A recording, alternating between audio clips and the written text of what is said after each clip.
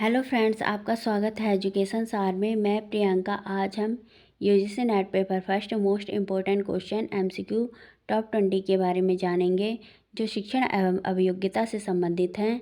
वे question इस प्रकार हैं। क्वेश्चन 1 है, एक शोधकर्ता बच्चों की चिंता उन्मुखता पोषण विधि के प्रभाव का आकलन करने का प्रयास करता है।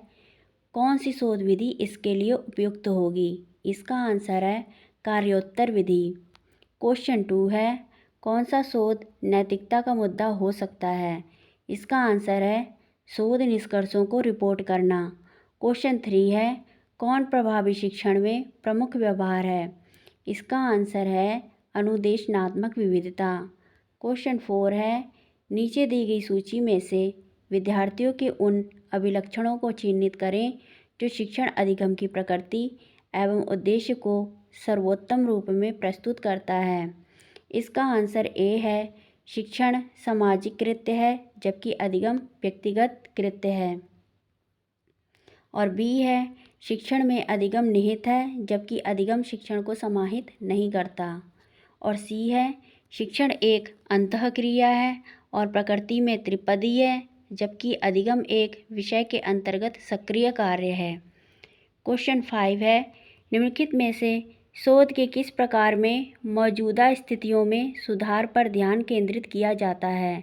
इसका आंसर है क्रियात्मक शोध में।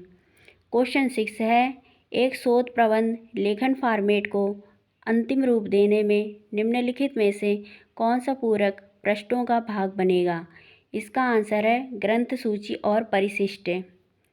क्वेश्चन 7 है, संकल्पनात्मक परीक्षाओं के आधार पर एक शिक्षक अपने विद्यार्थियों के निष्पादन व्यवहार को उसमें अभिव्यक्त सुस्थित जीवन शैली के संदर्भ में व्याख्यायित करता है, इसे कहा जाएगा। इसका आंसर है निकष संदर्भित परीक्षण। क्वेश्चन 8 है, कौन सा आगमनात्मक तर्क में पूर्व कल्पित है? इसका आंसर है प्रकृति की समरूपता। क्वेश्चन 9 है, विपक्ष का नेता उन समितियों का एक सदस्य होता है जो चयन करती हैं। इसका आंसर ए है केंद्रीय सूचना आयोग का, बी है केंद्रीय सतर्कता आयोग का, सी है राष्ट्रीय मानवाधिकार आयोग के अध्यक्ष का। क्वेश्चन 10 है, कक्षागत संप्रेषण में कुछ उद्दीपकों की स्वीकार्यता और अस्वीकार्यता के बीच विभेदन किसका आधार है? इसका आंसर है चयनात्मक ध्यान। क्वेश्चन 11 है, अधिगमकर्ता की निम्नलिखित में से कौन सी विशेषता शिक्षण की प्रभावोत्पादकता से अध्यंत रूप से संबंधित है? इसका आंसर है अधिगमकर्ता का पूर्व अनुभव। क्वेश्चन 12 है, निम्नलिखित में से किस क्रियाकलाप में सृजनशील और समीक्षात्मक चिंतन के संपोषण की अधिक क्षमता है? इसका आंसर है शोध सम्मेलन में भागीदारी। क्वेश्चन 13 है, शोध नैतिकता की समस्या शोध क्रियाकलापों के किस पहलू से संबंधित है? इसका आंसर है साक्ष्य आधारित शोध रिपोर्टिंग। क्वेश्चन 14 है, कौन सा अनुच्छेद सर्वोच्च न्यायालय की स्थापना के बारे में बात करता है? इसका आंसर है अनुच्छेद 124।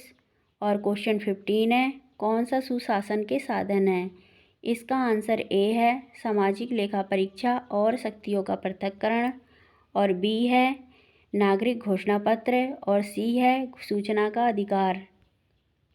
क्वेश्चन 16 है, परीक्षण के उद्देश्य के लिए आबादी के बारे में एक बयान कहा जाता है। इसका आंसर है परिकल्पना। क्वेश्चन 17 है, भारत के सुप्रीम कोर्ट के बारे में निम्नलिखित में से कौन सा कथन सत्य है? इसका आंसर ए है सर्वोच्च न्यायालय का उद्घाटन 28 जनवरी 1950 को हुआ था। और बी है सर्वोच्च न्यायालय के न्यायाधीशों को भारत के राष्ट्रपति द्वारा नियुक्त किया जाता है। क्वेश्चन 18 है, शिक्षण पद्धति के लिए कहा जाता है यह एक सामाजिक माहौल में एक पूर्ण दिल से उद्देश्यपूर्ण गतिविधि है। इसका आंसर है परिनियोजन विधि। क्वेश्चन 19 है, भारतीय संविधान की दूसरी अनुसूची में वेतन के प्रावधान किसके लिए हैं? इसका आंसर ए है राष्ट्रपति, बी है उपराष्ट्रपति और सी है न्यायाधीश।